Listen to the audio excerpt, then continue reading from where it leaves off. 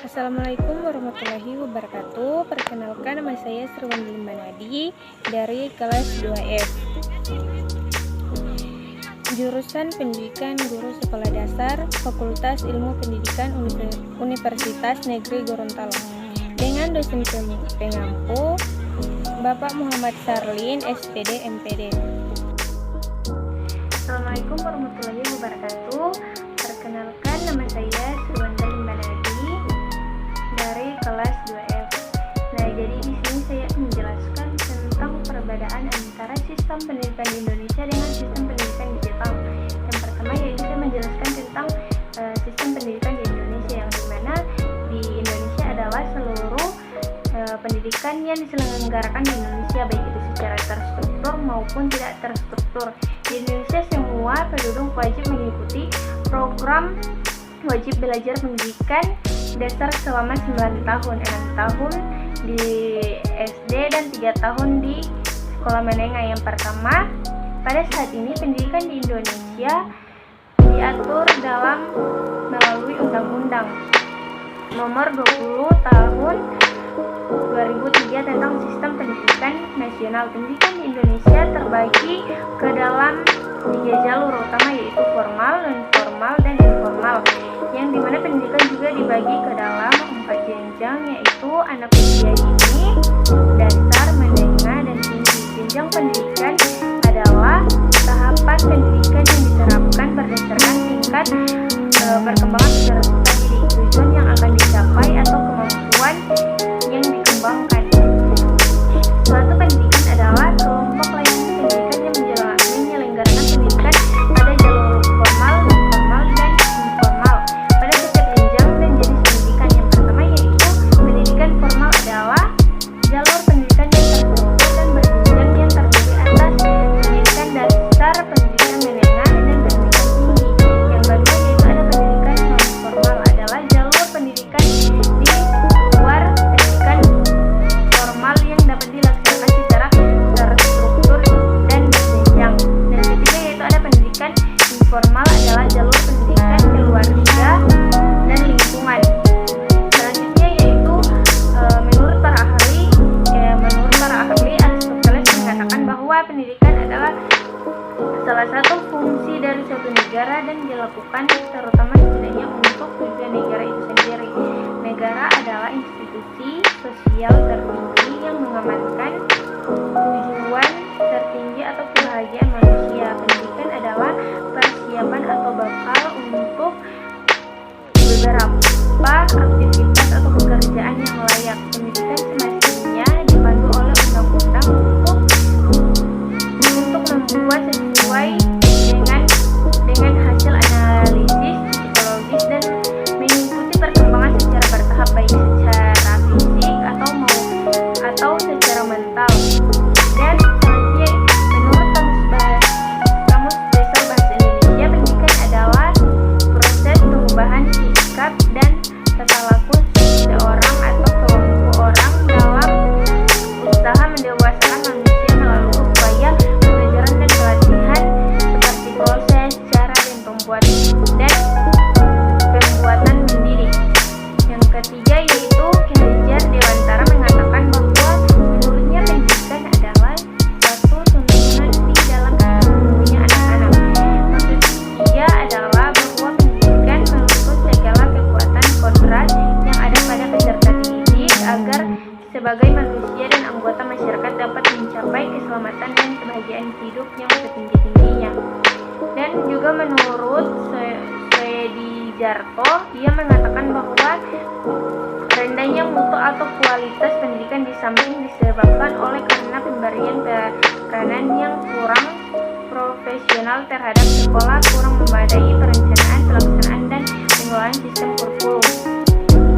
Dan ada juga menurut Undang-Undang Diktinas Nomor 20 Tahun 2003, pendidikan merupakan suatu usaha yang dilakukan secara sadar dan terencana untuk mewujudkan suatu dan proses pembelajaran agar peserta didik secara aktif mampu mengembangkan potensi yang ada di dalam dirinya untuk memiliki kekuatan spiritual, keagamaan, kepribadian yang baik, kecerdasan, dan keterampilan yang diperlukan oleh dirinya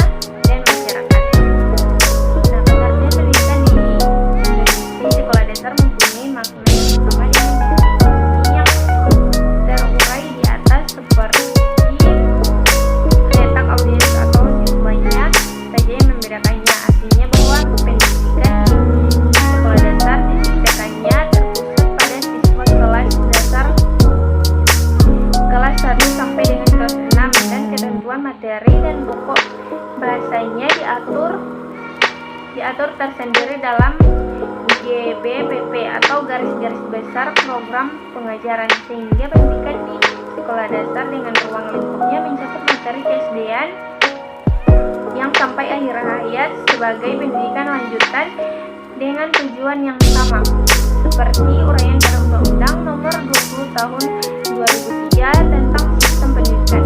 Tujuan pendidikan nasional adalah mengarahkan perkembangannya potensi siswa agar menjadi manusia yang beriman dan bertakwa kepada Tuhan Yang Maha Esa, berakhlak mulia, sehat, berilmu, serta kreatif, mandiri, dan menjadi warga negara yang demokratis serta memiliki tanggung jawab. Sedangkan tujuan pendidikan sekolah dasar adalah meletakkan kecerdasan, pengetahuan, kepribadian, akhlak mulia, serta keterampilan untuk menjadi pengikut pendidikan dan lebih lanjut. Pendidikan di Jepang. SD di Jepang sendiri memiliki ketersediaan belajar selama 6 tahun. Jepang masih menetapkan anak-anak yang sudah berumur 6 tahun untuk sekolah di sekolah dasar.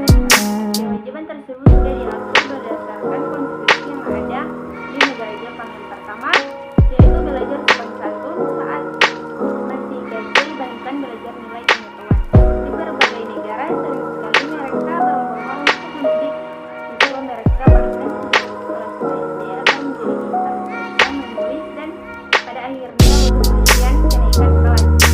Namun faktanya di sekolah Jepang siswa tidak mengikuti ujian sampai mereka mencapai kelas 4 SD atau sekitar usia 10 tahun. Mereka mungkin hanya akan melakukan tes ujian. Yang kedua yaitu sebagian besar sekolah di Jepang tidak memperbolehkan pendidikan ujian atau sekolah Jepang harus memperhatikan nilai kelas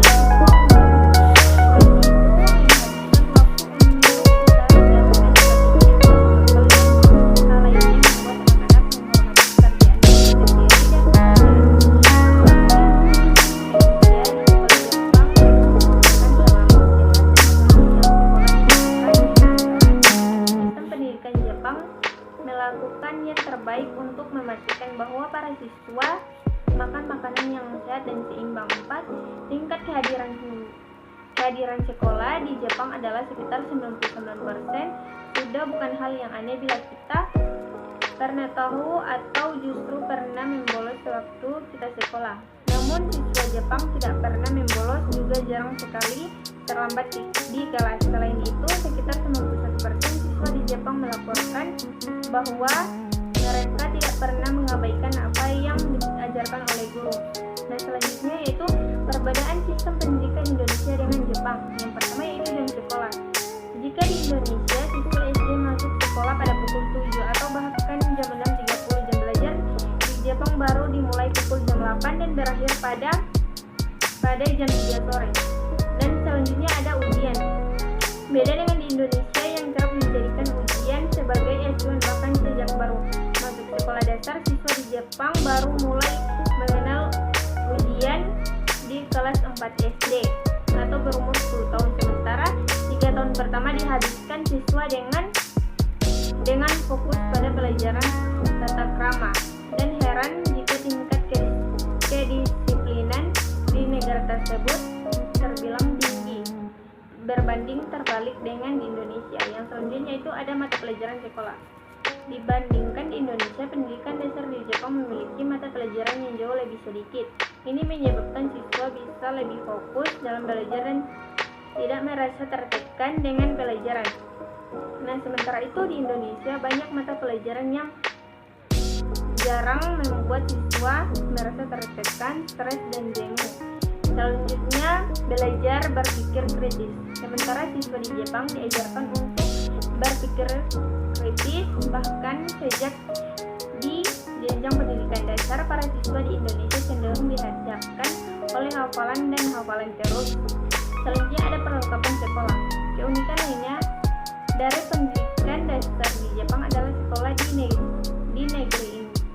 negeri ini mengharuskan siswa untuk menggunakan perlengkapan sekolah khusus sepatu, tas, dan lain-lain yang disediakan oleh pihak sekolah. Dengan begitu pula semua tampak sama persis. Berbeda dengan di Indonesia yang ada kalanya sekolah berlomba untuk tampil dengan pakaian, sepatu atau tas terbaik membuat kesenjangan sosial lebih terasa. Yang selanjutnya yaitu ada etika dan kedisiplinan.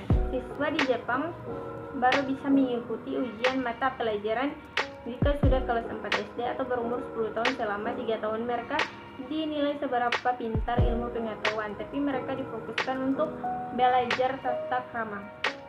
Sedangkan di Indonesia kedisiplinan sangatlah kurang dan sangat sulit sekali untuk diterapkan. Bahkan dalam hal etika pun Indonesia sedang mengalami kemerosotan, terbukti dengan banyaknya kasus guru yang dijebloskan ke dalam penjara atau dipukuli oleh orang tua murid hanya karena menegur muridnya. Bahkan yang membuat sangat miris saat ini, tidak sedikit pun para murid yang berani melawan dengan gurunya, baik dengan perkataan maupun dengan secara fisik. Penekanan pada siswa.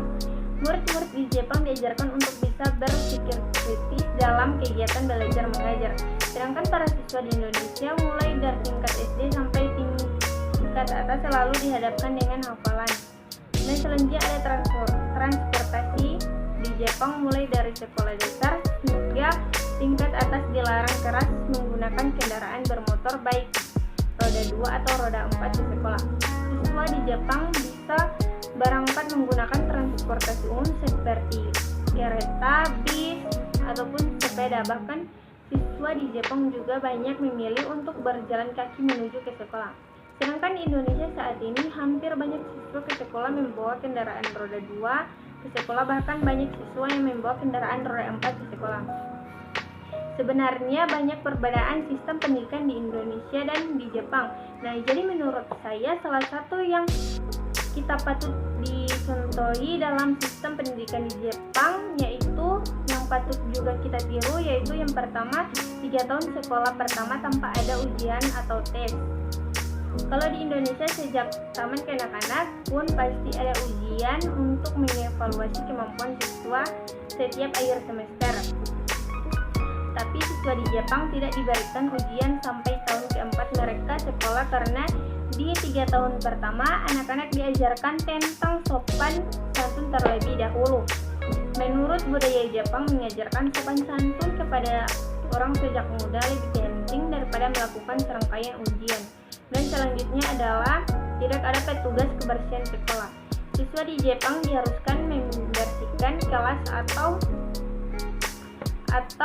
membangun kerjasama tim, berbagai rasa tanggung jawab, dan mengembangkan kepekaan mereka terhadap lingkungan. Sekian dari saya, apabila ada salah kata mohon dimaafkan. Assalamualaikum warahmatullahi wabarakatuh.